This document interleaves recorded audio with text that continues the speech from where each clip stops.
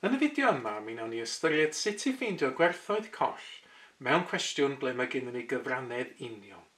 Felly, gadewch i ni ystyried y cwestiwn yma, a mae gennym ni peiriant tyllu sydd yn gallu cloddio ffos 560 metr mewn 21 diwrnod.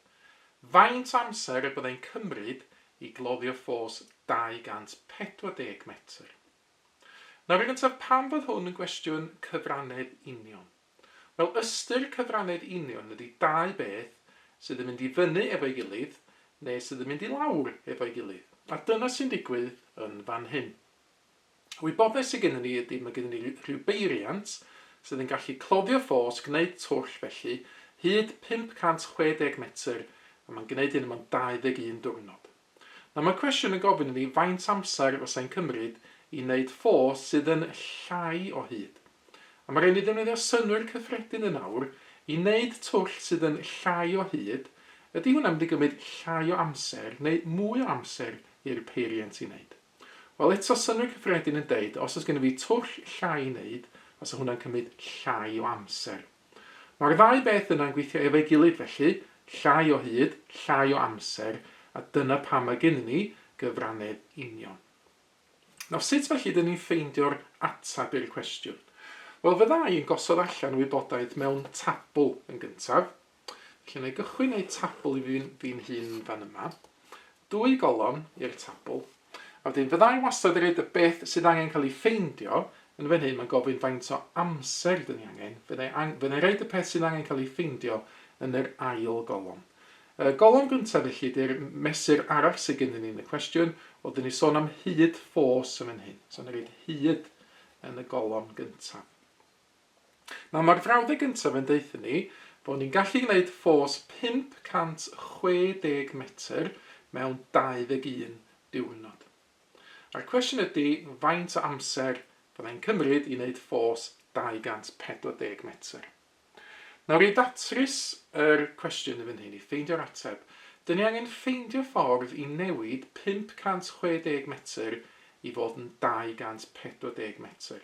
A dyn ni eisiau gwneud hynna drwy luosi ar rhannu. Nawr, na i ddangos dau dull gwahanol yn wneud hyn. Yn fan hyn, ar y chwith fan hyn, na i ddangos y dull unedol sydd wastad yn gweithio mewn cwestiwn. Nawr, y dull unedol ydy cychwyn efo beth bynnag ydych chi wedi gael fan hyn, 560 metr, a newid yn gyntaf i fod yn 1 ohonyn nhw, 1 metr yn yr achos yma. Ac i newid 560 i fod yn 1, y swm dwi angen gwneud ydy rhannu efo fo'i hun, rhannu efo 560. Ac yna, y targed yn y cwestiwn yma ydy 240 metr. Felly, y swm nesaf ydy lluosi efo 240. Mae 1 lluosi efo 240 yn 240 metr. A gafo hwn yn cyfrannedd union, pa bynnag symiau dyn ni'n gwneud ar y chwith fan hyn, dyn ni angen gwneud union yr un symiau ar y dde. Felly, cychwyn efo 21, rhannu efo 560, ac yna lluosi efo 240. Nawr, dydy'r rhif yma ddim yn neisio yn y byd i weithio efo, 21 rhannu efo 560. Na i ddefnyddio cyfrifiannell, dwi'n meddwl, i weithio allan beth yw'r ateb i'r swm yna. Felly, cychwyn efo 21, a wedyn rhannu efo 560, dyn ni'n cael y fan hyn. Da chi weld o, ffracsiwn sydd yn 3 dros 80. Felly, na rhoi hwnna i lawr fan hyn, 3 dros 80 diwrnod yn gyntaf. Ac yna, dwi angen lluosi y ffracsiwn yma efo 240, ac os dwi'n gwneud hynna, mae'r ateb yn dod allan, fel ydych chi'n gweld, yn 9. Felly, 9 diwrnod mae'n ei gymryd i'r peiriant yma wneud twll, neu gwneud ffos, sydd yn 240 metr.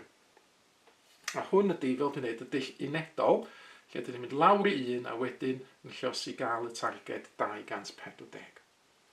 Ond os dyn ni eisiau gwneud hwn heb gyfrifiannell, neu gychwyn o eto fan hyn yn awr, yr un tabl, hyd ac amser, a wedyn y rhes gyntaf ydy'r wybodaeth dyn ni'n gael o'r cwestiwn 560 metr angen 21 diwrnod i wneud.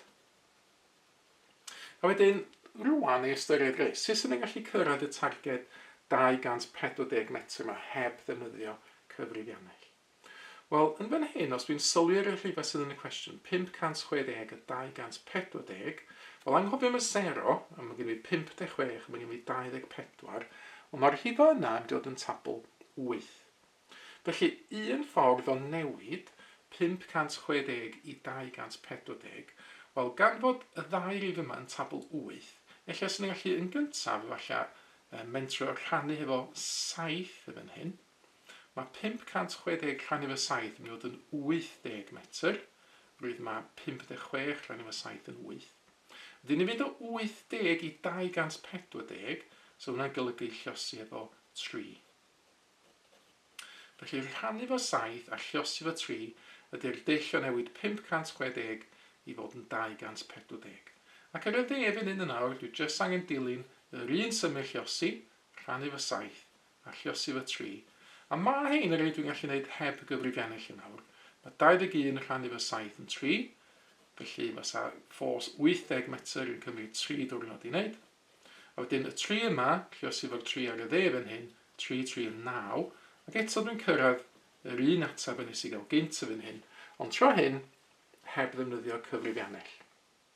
Felly, mae'r dull unedol yma ar y chwith wastad yn gweithio mynd lawr i 1, a wedyn llosi i gael y targed, ond efallai os ydych chi'n gallu llosi ar rhannu efo pethau gwahanol, sydd yn dod, fel dwi'n gwneud, yn haws i wneud heb gyfrifiannell. Nawr, rwch chi gynnig arni hi nawr, mae yna set o gwestiynau wedi ymddangos ar y sgrin.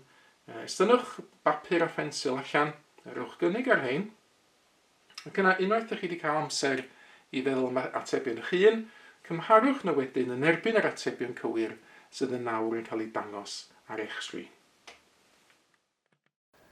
Mae mwy o fideos adolygu ar gael ar ein sianel YouTube Adolygu Mathemateg. Am y newyddion diweddaraf neu holi cwestiwn, dilynwch ein cyfrif trydar @mathemateg. Neu ewch i'n gwefan www.mathemateg.com am fwy o adnoddau adolygu.